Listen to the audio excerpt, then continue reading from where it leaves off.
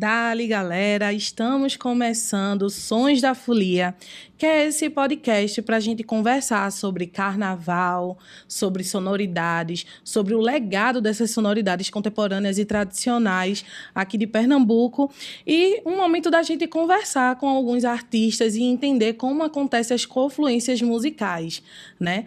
Então, neste primeiro episódio, nós vamos receber Isaá, e também o Ana Maim. Se vocês não conhecem, já comecem a procurar aí no arroba que está aparecendo na tela de vocês, tá certo?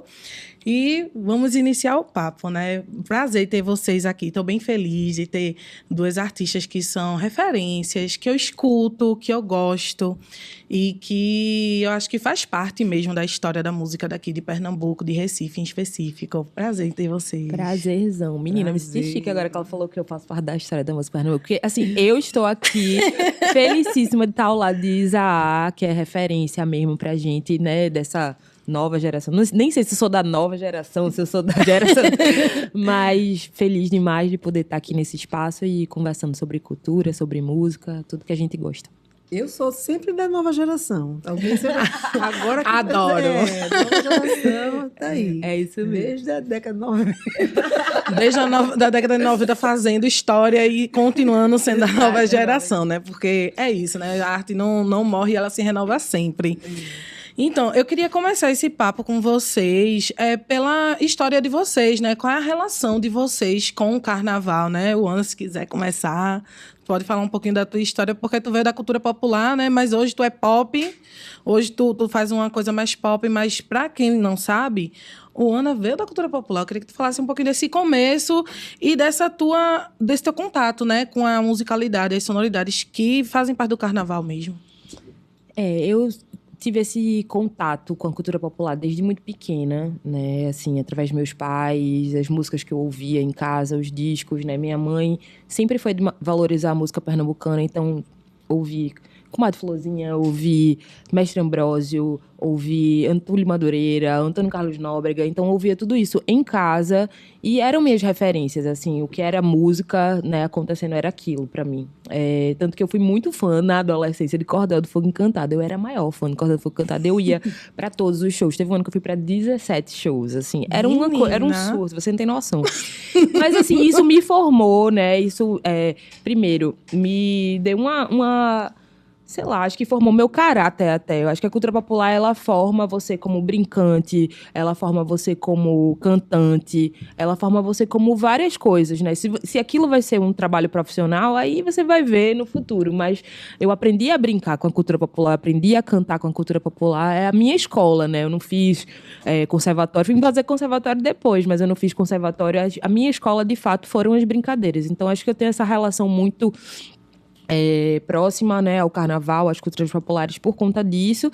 E aí fui transformando meu trabalho numa coisa mais pop, porque eu também tenho outras referências. Também fui uma adolescente que cresci assistindo MTV, vendo todas as divas, e eu queria, de alguma maneira, juntar isso. Eu acho que minha voz, ela tem essa assinatura aí da cultura popular, porque realmente foi onde eu aprendi a cantar, foi cantando coco, foi cantando forró. Mas eu tenho essas outras referências também. Eu estou muito ligada, né, na música que está acontecendo na atualidade. Né? Eu morava em Casa Amarela, próximo a vários produtores, então queria também testar essa coisa da música eletrônica. E é isso, mas assim, realmente eu venho desse lugar e eu não consigo sair dele, porque eu acho que a gente nunca sai. Por mais que a gente faça outra coisa, a gente não sai. Nossa relação com a cultura é uma coisa realmente... assim, que não acaba, né? A gente que se renova, que se atualiza, né? Hoje eu tenho um bloco de carnaval, então assim, Sim, vi, inclusive. Então, de alguma maneira, assim, a gente tá sempre, né, movimentando e fomentando. Entendi. E é uma coisa que eu acho que é bem natural, né, Isa? Assim, natural do pernambucano, da pessoa que é de Pernambuco, ter essa... vivenciar isso. Eu queria também que tu trouxesse a tua experiência, assim, como é que tu se mistura aí com o carnaval, né? Se tem alguma coisa parecida também com Ana, claro, acho que tem. É muito bacana ouvir o Ana falando, né? Assim, porque na minha infância, a gente tinha o momento de se ouvir, né? Que hoje também tem. Sim. O momento de se ouvir o frevo, o momento de se ouvir. Então, era uma coisa que você não precisava sair de casa. Naturalmente, aquela música chegava nos seus ouvidos. Às vezes, claro, meu pai gostava muito de música, me colocava em casa, mas às vezes você ouvia, chegava do vizinho, chegava num carro de som. Então, isso até hoje é muito forte, né? Mas, na época, a gente passou muitos anos ouvindo, na época da minha infância, né? Assim, Capiba, Nelson Ferreira, Claudiano Germano, era uma coisa que meio que, né? No São João a gente ouvia Luiz Gonzaga, o Trio Nordestino e Jackson do Pandeiro. Então, tinham aqueles nomes, né? Agora, o meu cantar, ele surge, quando eu desejo ser cantora, vem de um outro lugar, que eu achei engraçado, porque talvez as pessoas possam achar que eu tenha vindo da cultura popular, mas eu ouvi as grandes divas da música brasileira, né? Quando a gente vê Bethânia, Gal Costa, Elis Regina, não sei o quê, aquelas mulheres que cantavam, né, e bonito, né? Clara Nunes, aqueles cabelos, assim, a própria Elba, e eram muitas mulheres que cantavam, assim, tinham muitas mulheres, e eu achava muito bonito isso, então eu decorava aquelas músicas todas, de todas cantavam. E aí, mas eu sempre, na época do carnaval, meu pai ia levar a gente para ver os caboclinhos passando na rua. Sabe? Então, assim, de uma certa forma, mesmo não sendo assim a referência de, um dia eu quero ser cantora, mas eu não pensava, um dia eu quero ser cantora, mas eu não via, né, a cultura popular, via essas cantoras assim longe. Quando eu, já jovem, que eu cheguei, que eu encontrei mais de perto, não era só aquela menininha que ia ver o desfile das agremiações, né? De ver de perto Selma cantando uma roda de coco, né? De ver as rodas de ciranda, de Lia, que a gente já via desde pequeno também, mas de estar mais perto daquilo. E também na formação, assim, a cidade já fervia isso, né? A gente já tinha, o Eufrásio lotava para o pessoal dançar o maracatu na São Pernambuco, né? E aí surgindo os maracatus, ressurgindo, né? E saindo das periferias, os maracatus que estavam esquecidos, né? Na década de 80. Isso tudo vindo à tona. Então, na década de 90, o Recife estava um buruçu de todo mundo saindo das periferias e vamos ocupar os espaços. E aí surge com Mato Florzinha. Então, quando eu começo a cantar, na brincadeira de fazer carnaval, que eu descubro essa outra voz, que eu descubro essa outra potência e me identifico de uma forma muito... Que aí eu volto à fala de Ioana, não tem como você sair disso, né? Porque te conecta com ancestralidade, te conecta com coisas muito mais fortes. E não deixei de venerar as outras cantoras, mas, assim, eu reconheço, né, uma ancestralidade né, as divas da música popular, assim, como muito mais forte, porque tem uma questão de resistência, tem uma questão de segurar aquilo de uma forma muito potente, assim, né? Essa questão da ancestralidade mesmo, né? A questão da comunidade, né? Eu acho que isso, para mim, foi o que me fez, não, esse lugar aqui... É para mim. Quais são as tuas referências assim, mais fortes nesse início e que ainda segue também sendo um lugar, uma fonte de se reafirmar, de inovar, né? De poder inovar, porque a gente tem essas pessoas, né, que fazem parte do nosso repertório, que influencia a gente até mesmo a se transformar, né? E tu tocou muito nesse ponto de continuo sendo da nova geração. Eu achei curioso, porque às vezes a galera não quer, sei lá, não quer realmente atualizar o seu olhar até mesmo diante das mudanças, né? Ou não quer aceitar uma sonoridade nova. Enfim, existe uma resistência, às vezes até na classe mesmo. Então, eu queria que tu falasse um pouquinho sobre isso. Não, na verdade, quando eu brinquei, né? Que essa coisa de nova geração. Eu sei, mulher, porque, mas assim, é porque a gente era puxa, uma né? É uma crítica aos críticos de música, né? Que às vezes insistem em colocar, tipo... Né, eu, Karina Bu, Alessandra Leão, Marcel Salus. Hoje mais não, porque tem uma nova geração que já se consolidou e tem a novíssima. Tem a nova, novíssima e chegando mais. Então, assim, hoje se entende quando eu vejo, quando o Ana chega e fala, minha referência com Madre Florzinha, assim, isso arrepia, assim, porque, né? Por quê? Mas, assim, quando eu falei Novas Brincando, sabe? E, de uma certa forma, a gente hoje traz ainda uma musicalidade nova. Porque parece que desde a década de 90 tem uma grande... O mainstream, né, da música, assim, sim, ainda deixa tudo muito na caixa, sabe? E a gente sai da caixa. Então, não deixa de ter essa novidade, né? Quando uma pessoa, né, da Cátia de França lança um disco, não deixa de ter, sim, uma coisa ali, né, nova, diferente do que é apresentado para as grandes massas, né? Aí, Cátia de França também, nova geração. Vanguardista, né? Na verdade é isso, né? Tem essa vanguarda dentro de si, que acaba que a crítica da nova, mas assim, hoje tem que considerar que já não estamos e eu vejo isso muito no novo trabalho de Ioana. Assim, eu queria que tu trouxesse um pouquinho, Ana, um pouquinho dessas tuas referências, de como surgiu mesmo a ideia de trazer Megalomania dessa forma que foi, né? De trazer as músicas, as composições, a sonoridade, né? Informações dos bastidores que eu tenho, que você estudou muito, que se dedicou pra caramba e tudo mais. Só que aí eu queria ouvir da sua boca, né? Ouvir de você, como é que foi essa construção e dessa necessidade, porque eu enxergo isso em basicamente todos os artistas de Pernambuco. A gente tem uma necessidade de demarcar, é de Pernambuco.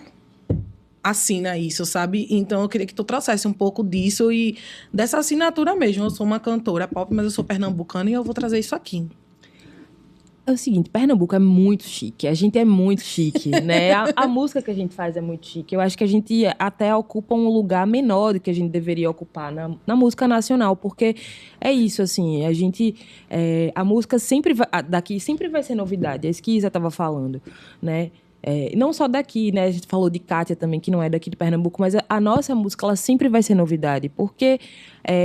os artistas são muito antenados, a gente mora num celeiro cultural muito grande, né? E, tipo assim, essas referências de maracatu, de baque solto, de baque virado, de frevo, tudo isso tá na nossa cabeça. Por mais que eu não coloque aquilo na música diretamente. E olha que, assim, sutilmente, quando a gente vai fazer os beats lá, até de músicas de brega funk, tem uma virada, uma coisa de frevo, tem coisa, a gente usa isso também nos beats, porque os beatmakers daqui também querem assinar, que são daqui, e que não estão apenas reproduzindo aquele beat lá do funk paulista ou aquilo da...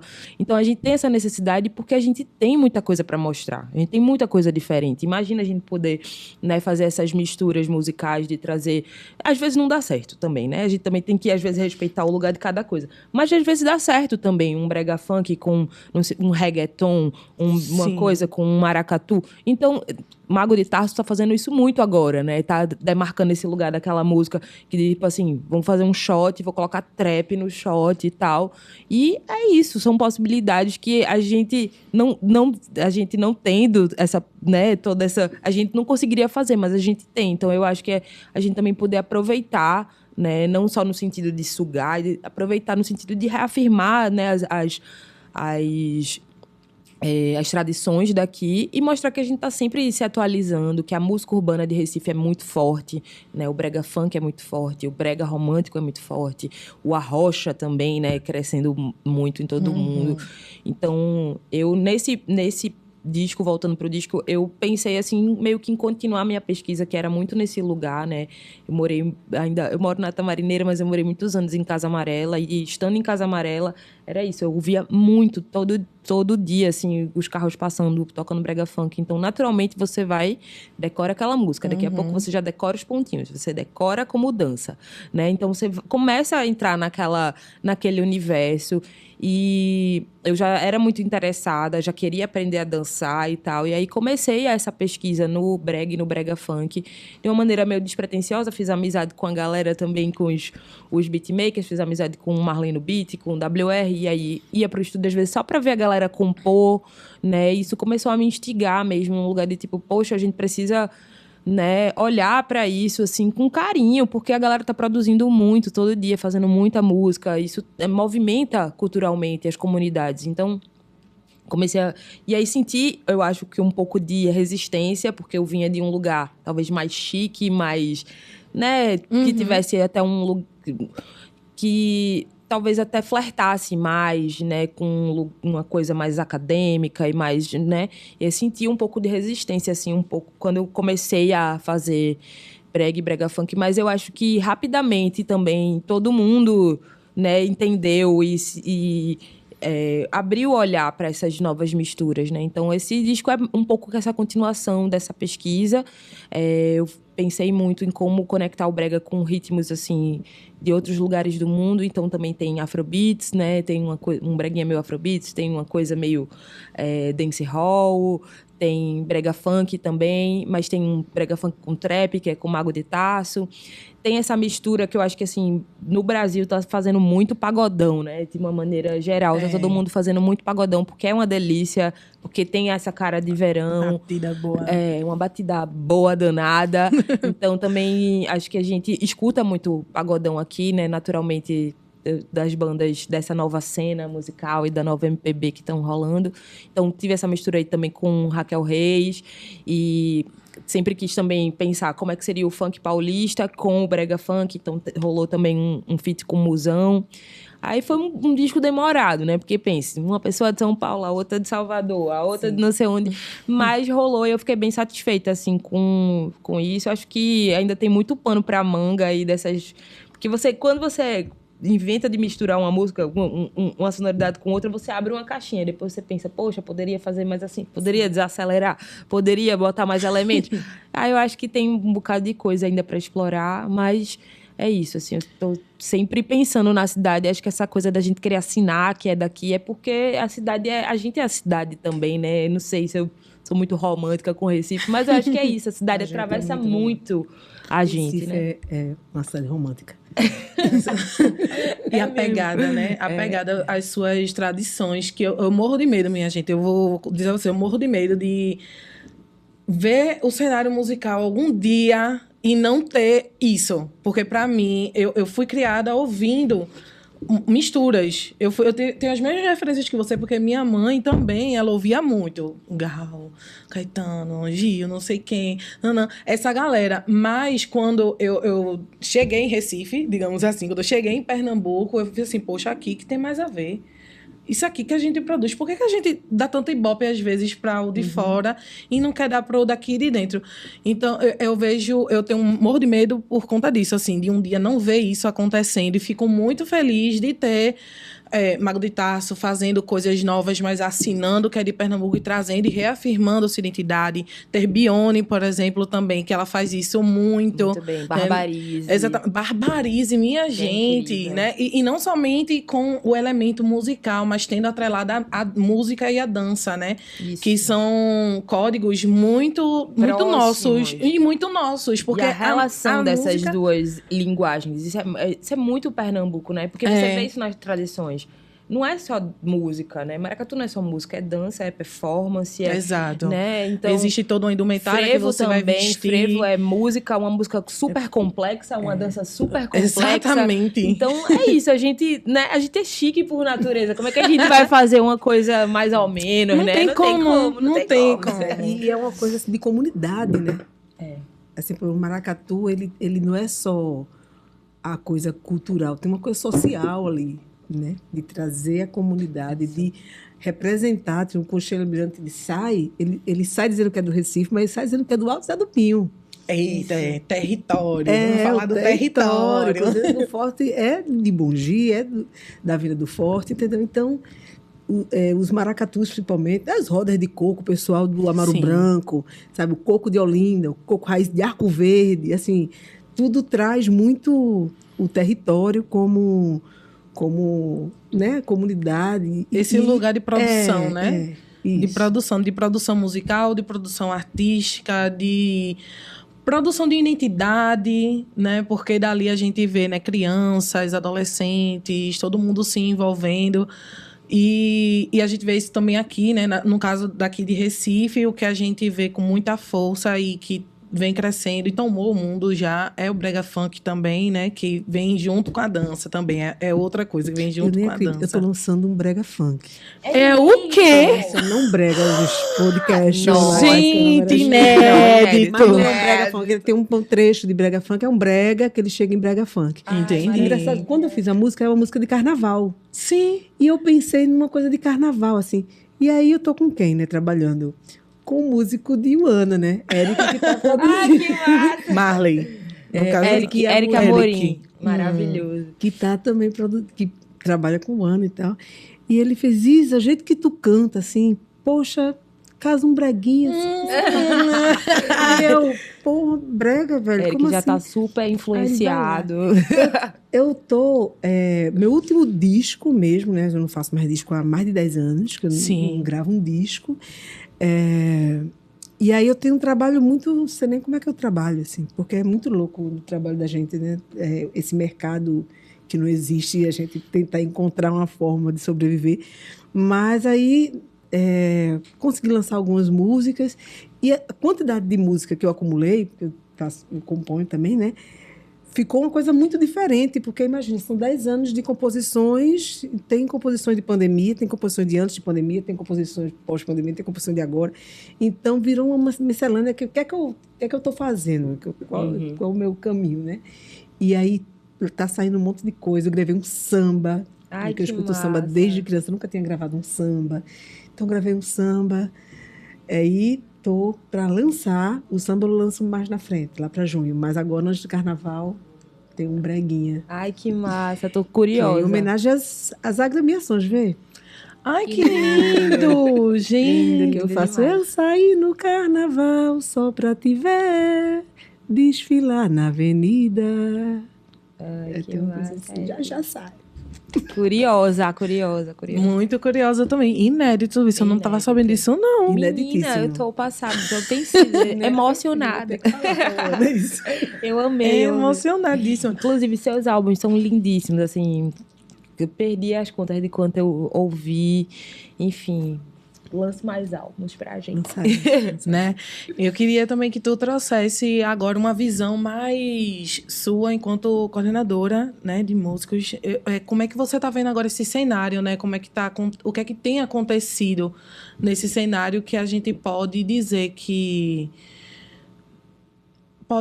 pode melhorar assim um pouco mais, né, pra gente. Tem algumas coisas que têm mudado bastante, tem bastante artista surgindo, mas eu me preocupo com a sustentabilidade desses artistas, Exatamente. né? Justo no ponto que você tocou aqui na conversa, que é o mainstream, como acontece, como é vendido. E a gente vivenciou agora, né, nesses últimos anos, uma mudança muito louca no mercado de festivais, né? No mercado de entretenimento, né? Tava tendo um monte, daqui a pouco rolou de ter uma baixa, vários adiaram, cancelaram, e isso impacta a vida dos artistas diretamente, de forma direta. E aí eu queria que tu falasse um pouco dessa tua visão mais técnico, digamos assim. Olha, é um desafio, porque lá dentro eu constatei uma coisa que eu já desconfiava há muito tempo, que não cabe todo mundo. O governo não consegue abraçar todo mundo. Quando eu entrei na coordenadoria de música, eu achei que eu conhecia metade dos artistas. Eu não conheço nem um terço. Minha filha, é mais, né? Bem mais do que a gente acha. Tem muito. Eu não conheço nem o terço. E olha que minha vida hoje é assim, ir atrás de conhecer, mas eu não consigo conhecer nem um terço. Então, qual o desafio que eu acredito, enquanto coordenadora, é de pensar como criar juntar ideias para não se depender totalmente do governo. Como a gente fica independente? Como, depois que a PNAB passa, a gente vê a quantidade de pessoas que ficam do lado de fora. É democrático porque todo mundo pode se inscrever. Uhum. É inclusivo que a gente tem regionalização, tem indução, tem um monte de coisas, cotas. Mas mesmo assim a gente não consegue abraçar todo mundo. A gente consegue abraçar metade. Então, é um desafio de pensar que outras coisas que a gente possa colaborar para que o governo fique... Que os artistas não precisem do governo. Uhum. Isso é um pensamento que Isaac não faz sozinha. É um pensamento coletivo, sabe? E aí não adianta, porque tem que fazer, porque eu não entro na programação. Assim, não sei quantas pessoas... Não cabe. Uhum. Não cabe todo Nossa, mundo. é muito complexo. É triste. Você está falando aqui, eu pensando assim, é muito uma complexo. realidade pesada, assim, de encarar uma coisa assim. Você vai fazer o quê, assim? Eu faço projeto, assim, eu até compartilhando, há mais de 10 anos, porque desde a época do Sagarana a gente fez funcultura, enfim, de todas as naturezas, né, SIC, e como é o nome, proposta também para festivais, para FIG, para tudo. Sim. E às vezes você bate na trave, às vezes você habilita e não entra por ter feito no ano anterior, ou por algum, sabe, tipo assim... Por alguma coisinha. Ou uma questão de curadoria. E aí a gente fica, né, imagino assim, como é revoltante, porque a gente fica revoltado mesmo, do tipo assim, caramba, eu sou um artista da cidade, eu não vou estar nessa programação, não sei o que, não sei. Mas às vezes não rola, porque é isso, tem muita gente mesmo, né? Claro que se espera que a gente consiga, né, movimentar nossas carreiras e participar de todas essas agendas, porque é importante para a cidade também que os artistas estejam em atividade, né? Porque senão a gente acaba desfocando, fazendo outras coisas. E para a cidade é rico também, mas ao mesmo tempo que é muito complexo, porque como dar conta de todo mundo? Pois assim, não tem. E, assim, é uma coisa de sensibilizar, né? As gestões, porque os próprios governos, estou falando nem dessa gestão, assim, mas todos os governos, eles acabam entrando na mesma lógica de um mercado streaming, né? E aí a gente, como é que faz para mudar isso, assim? Se, né, vem muito de cima, assim. E como um artista que busca essa independência, porque eu acho que não existe artista independente, sim, porque o pessoal está aí sobrevivendo, fazendo show, bilheteria, como é que a gente faz para ajudar as casas? Tem mais casa aqui, mas o que é que adianta as casas? E o público? Como é que faz para o público vir? Né? Como é que a gente divulga mais? Como é que a gente dá esse acesso? Será que é só show público? Não é, a gente tem que encontrar isso aí. Que tem essa questão, né? Quando eu fiz uma matéria no ano passado, logo quando começou, né? Eu já estava observando essa mudança no mercado de festivais.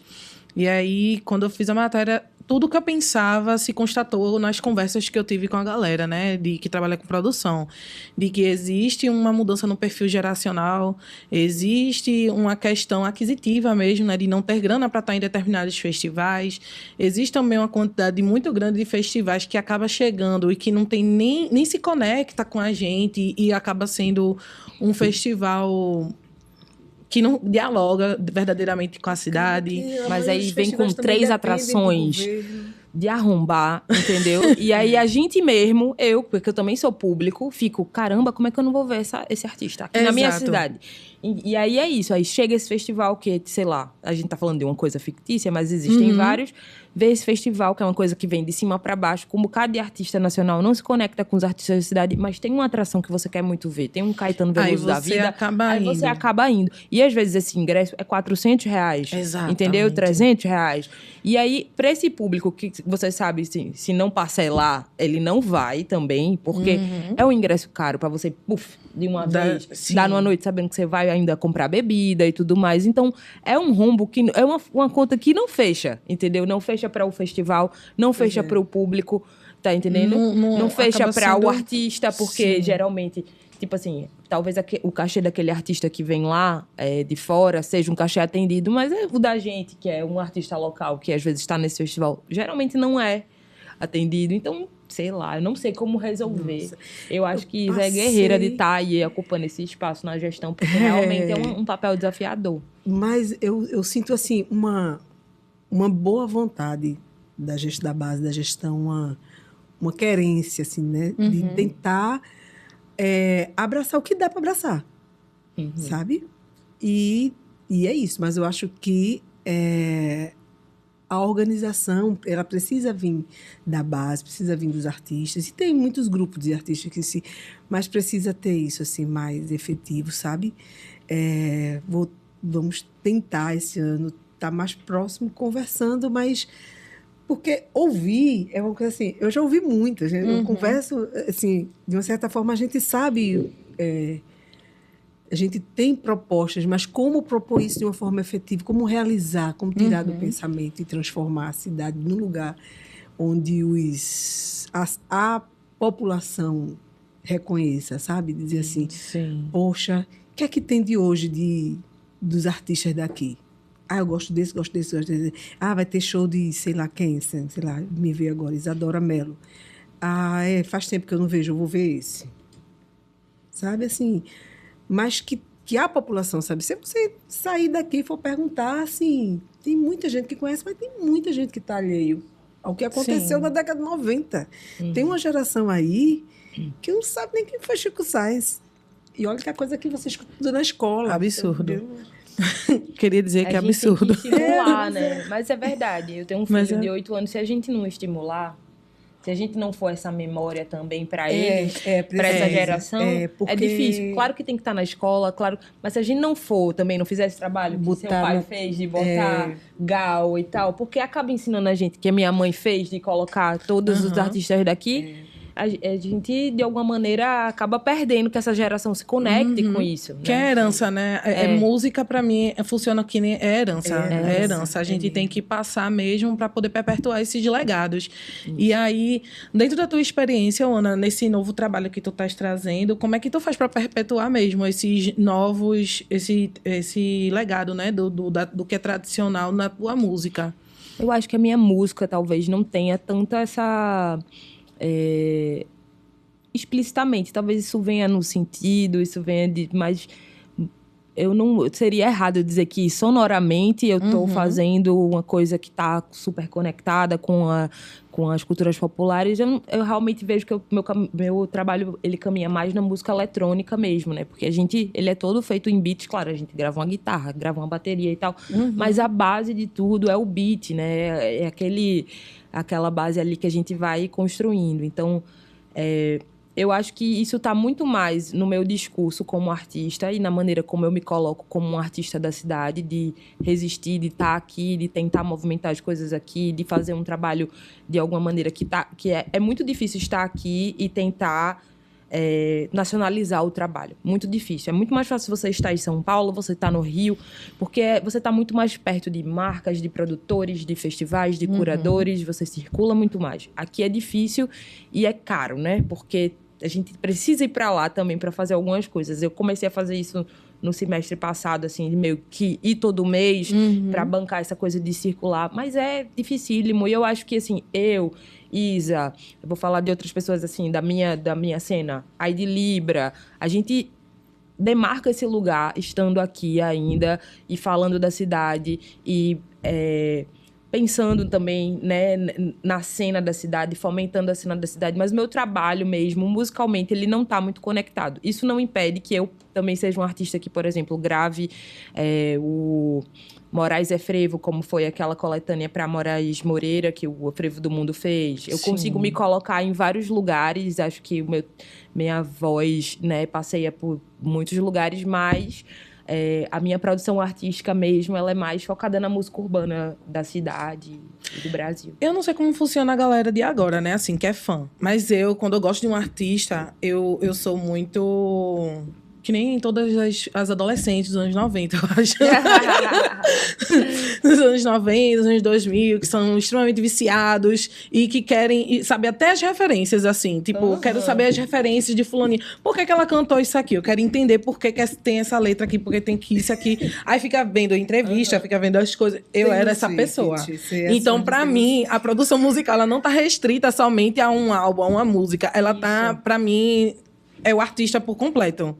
Então, assim, isso pra mim que você falou faz super sentido, porque pra mim, enquanto fã, eu vejo isso. Eu consigo ver. E eu faço essa pesquisa porque eu acho interessante. E para mim é interessante ser assim, né? Fazer assim. E eu recomendo que você que está aí do outro lado faça a mesma coisa.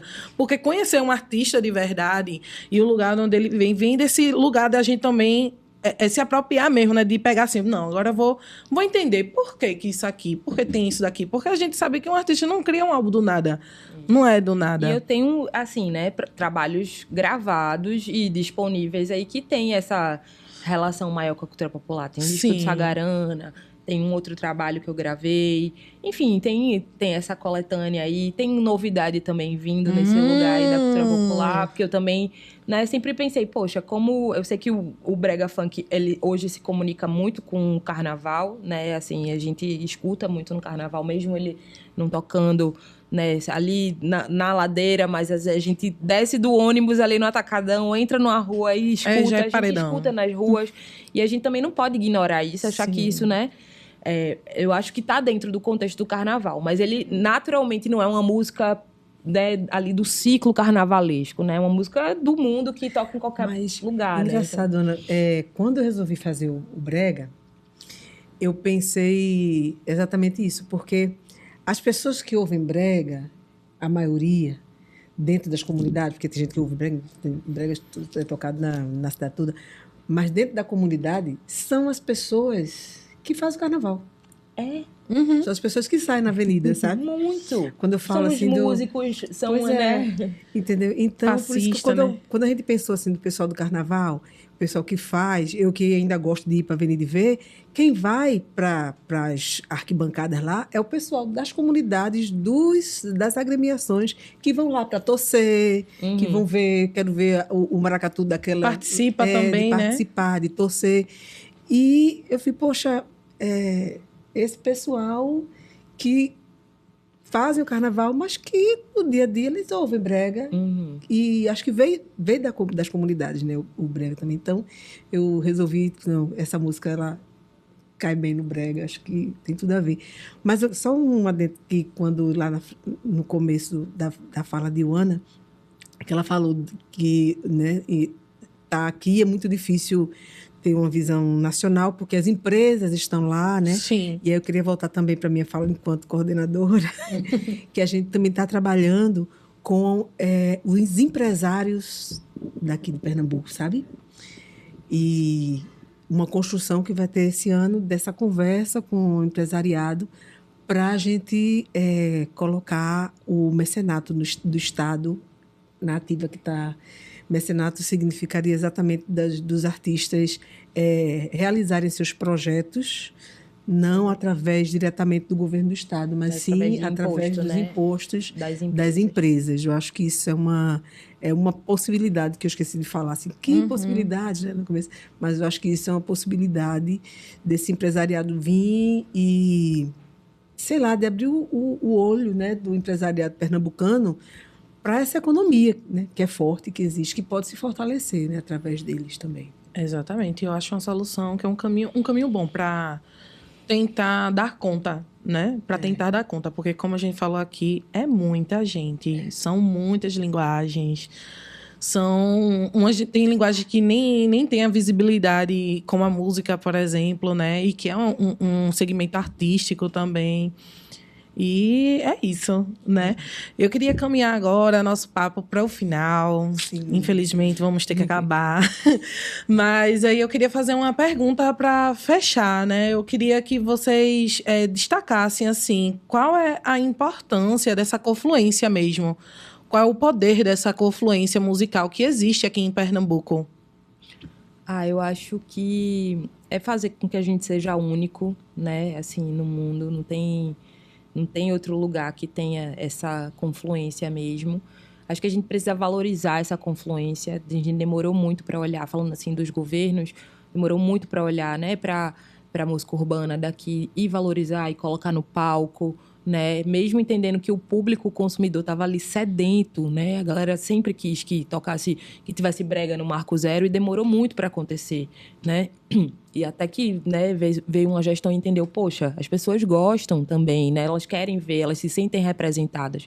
Então a gente tem que valorizar essa confluência, ter cuidado também, mas acho que o poder disso tudo é fazer com que Pernambuco, né, tenha esse lugar muito... eu usei a palavra chique muitas vezes, vou usar de novo. Muito chique, culturalmente falando, né, de ter uma diversidade muito grande, e a gente precisa aprender a valorizar essa diversidade, né, e manter. Acho que é isso. Também penso na liberdade criativa, né? Na liberdade criativa que a gente tem quando a Ana fala assim do governo, que demorou muito para colocar o brega e reconhecer, demorou muito. Onde a gente também tem alguns, até hoje, preconceitos com determinada linguagem, né? Eu acho que o governo tem duas funções. Uma, de abraçar o que o público quer ouvir, e outra, de educar o que o público precisa ouvir. Uhum. Então, esse equilíbrio, né, é que faz com que tenha uma diversidade bacana nos palcos, nos grandes palcos do Marco Zero, pode ter, né? E é difícil isso, né? Porque também você tem que ter uma delicadeza de não colocar um artista numa saia justa ali. Saia justa. Mas é muito importante ter E esses sem perder lugares. a tradição também, né? Porque, de alguma maneira, acaba que essas tradições ficam muito sazonais, né? O frevo, tudo. Sim, sim, Também sim. não pode perder o espaço do frevo. Sabe? E é isso, tem os lugares, né? Assim, o carnaval, falando já que a gente está nos Sons da Folia, né?